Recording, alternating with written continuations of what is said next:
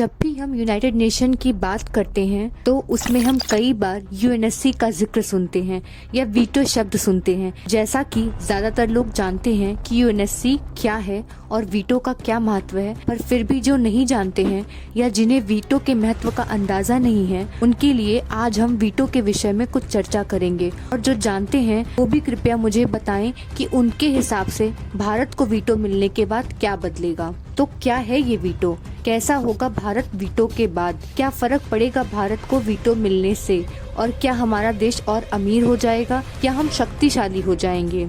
सबसे पहले हम वीटो को संक्षेप में समझते हैं। वीटो शब्द का सर्वप्रथम प्रयोग एंशिएंट रोम में वहां के अधिकारी सरकार के किसी फैसले को ना मानने के लिए करते थे। वीटो का अर्थ है मैं अनुमति नहीं देता। यूएनएससी के किसी भी फैसले पर वीटो यूज करने पर वह फैसला पूर्णतया निरस्त हो जाता है। वर्तमान में सेकेंड वर्ल्ड वॉर के बाद विजेता देश जो दुनिया में एक ताकतवर देश के रूप में उभरे, उनके द्वारा वीटो अस्तित्व में आया। इसका इस्तेमाल यूएन के 6 अंगों में से एक यूनाइटेड नेशन सिक्योरिटी काउंसिल यानी यूएनएससी के परमानेंट मेंबर्स द्वारा होता है, जो कि अमेरिका, रशिया, चाइना, फ्रांस और ब्रिटेन है। इसके अतिरिक्त भारत सहित 10 नॉन परमानेंट मेंबर्स भी यूएनएससी के सदस्य हैं, जिनके पास वीटो शक्तियां नहीं होती हैं। वैसे चाइना शुरू से यूएनएससी का सदस्य नहीं था, जैसा कि कांग्रेसी नेता शशि थरूर ने अपनी किताब में खुद लिखा है कि भारत को भी यूएनएससी के परमानेंट मेंबर बनने का प्रस्ताव मिला था, लेकिन तत्कालीन प्रधानमंत्री पंडित जवाहरलाल नेहरू ने उसे लेने से इनकार कर दिया और अपनी जगह चाइना को अपना बड़ा भाई कहकर यूएन की सीट ताइवान के बाद चाइना को देने की वकालत की। इस पर भी विद्वान एक मत नहीं है। एक मत यह भी है कि भारत को उस समय स्वतंत्रता प्राप्त ही हुई थी और उस वक्त यूएनएससी के खर्चों का वहन भारत नहीं कर सकता था। जो कुछ भी रहा हो, यह भारत का दुर्भाग्य है कि वीटो की अहमियत भारत ने देर से समझी और चीन पे भरोसे के परिणाम के रूप में हमें चीन का धोखा मिला। आज चीन ही वह देश है जो भारत की यूएनएससी की स्थायी सदस्यता का सबसे बड़ा विरोधी है। इसके अलावा भारत ने मसूद अजहर को ग्लोबल टेररिस्ट घोषित करने के प्रस्ताव पास कराने की कोशिश की थी, जिस पर चाइना ने वीटो लगा दिया था। जब भी भारत पाकिस्तान को आतंकवाद के मुद्दे पर घेरने की कोशिश करता है तो चाइना पाकिस्तान का समर्थन करता है और उसे बचाता है। वैसे यूएनएससी में भारत को स्थायी सदस्यता देने के लिए अमेरिका की भूमिका भी संदेहास्पद है। जो बाइडेन के प्रेसिडेंट बनने के बाद अमेरिका के यूएन में स्पोक पर्सन से पूछा गया कि क्या आप इंडिया के परमानेंट मेंबर बनने के समर्थन में हैं? इसके जवाब में वो कहते हैं कि वह एक्सपेंशन के पक्ष में तो हैं, पर वीटो देने के समर्थन में वह भारत के पक्ष में नहीं है। इसके पहले बराक ओबामा और डोनाल्ड ट्रंप भारत को वीटो देने का समर्थन कर चुके थे। हाल ही में फिर यूएसए ने भारत को वीटो देने का समर्थन किया है। वीटो देने पर अमेरिका के भी सुर बदलते रहते हैं, पर फिर भी फिलहाल के लिए अमेरिका भारत के साथ है। भले ही आज वेस्टर्न पावर हमें रशिया के खिलाफ करना चाहे, उसके विरोध में खड़ा करना चाहे, परंतु भारत जानता है कि रशिया ने हर मौके पर भारत का समर्थन किया है, चाहे वो 1971 का भारत पाकिस्तान युद्ध हो या यूएन में भारत के खिलाफ प्रस्ताव पर वीटो लगाना हो। हम यूएनएससी के स्थायी सदस्य न होने के कारण रशिया पर निर्भर रहे हैं और रशिया ने दशकों से हमारा समर्थन किया है। इसके अतिरिक्त भारत को ब्रिटेन व फ्रांस से भी हरी झंडी मिल चुकी है। कुल मिलाकर भारत के पास यूएनएससी के 5 परमानेंट सदस्यों में से 4 का समर्थन प्राप्त है।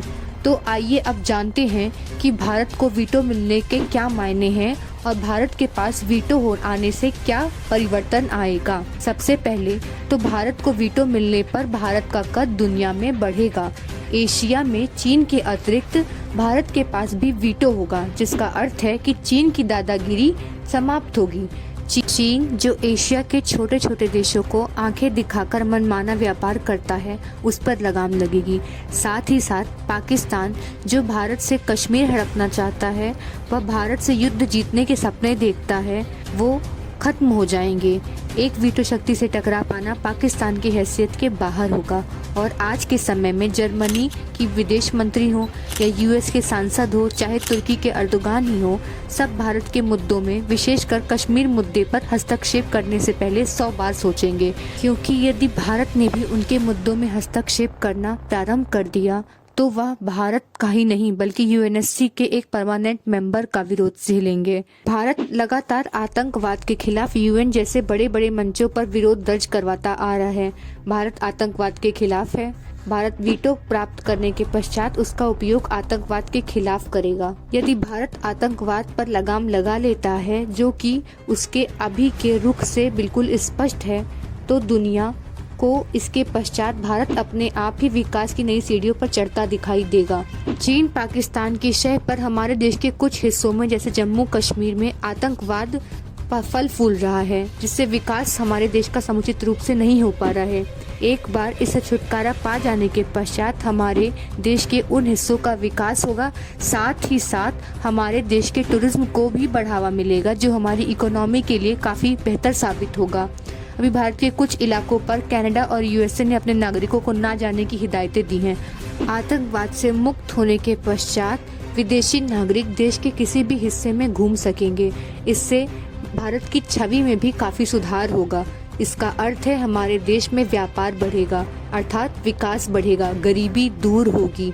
दुनिया के सभी देश भारत के साथ मित्रता करना चाहेंगे। भला यूएनएससी के एक परमानेंट मेंबर के साथ अच्छे संबंध रखना किस देश को नहीं चाहिए होगा। इन सब का अप्रत्यक्ष रूप से भारत पर काफी सकारात्मक प्रभाव पड़ेगा। इन सब के कारण भारत विकासशील से विकसित देश की ओर शीघ्र से शीघ्र बढ़ेगा। भारत की बात दुनिया गंभीरता से लेगी और दुनिया में भारत की ताकत बढ़ेगी। अभी अमेरिका के मुख्य शत्रु चीन और रूस हैं, लेकिन भारत की बढ़ती ताकत देखकर हो सकता है कि भविष्य में अमेरिका भारत के विरुद्ध हो जाए। हो सकता है भारत के खिलाफ भी कोई प्रस्ताव पारित किया जा रहा हो। यदि भारत के पास वीटो होगा तो वह स्वयं ही वीटो का उपयोग करके उस प्रस्ताव को निरस्त कर सकता है। सबसे ज्यादा रशिया ने अपने खिलाफ पारित हुए प्रस्ताव को कम से कम 141 बार निरस्त किया है। अमेरिका ने 83 बार, ब्रिटेन ने 32 बार, फ्रांस ने 18 बार और चाइना ने 15 बार। आज के समय में यूएनएससी का विस्तार दुनिया के लिए बहुत आवश्यक हो चुका है, क्योंकि यूएनएससी के ये 5 परमानेंट मेंबर वीटो के मूल उद्देश्य से भटक कर विश्व शांति की जगह अपनी शक्ति, स्वार्थ व मनमानी सिद्ध करने के लिए वीटो का इस्तेमाल कर रहे हैं और एक तरफा फैसला कर रहे हैं।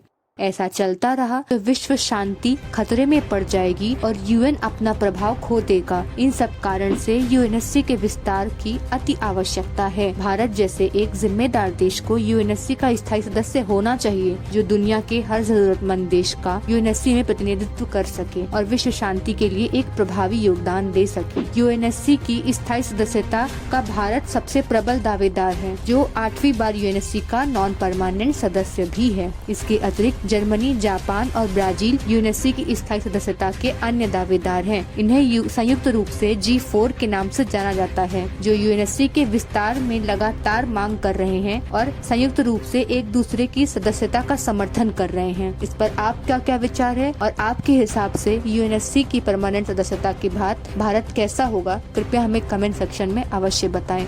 धन्यवाद।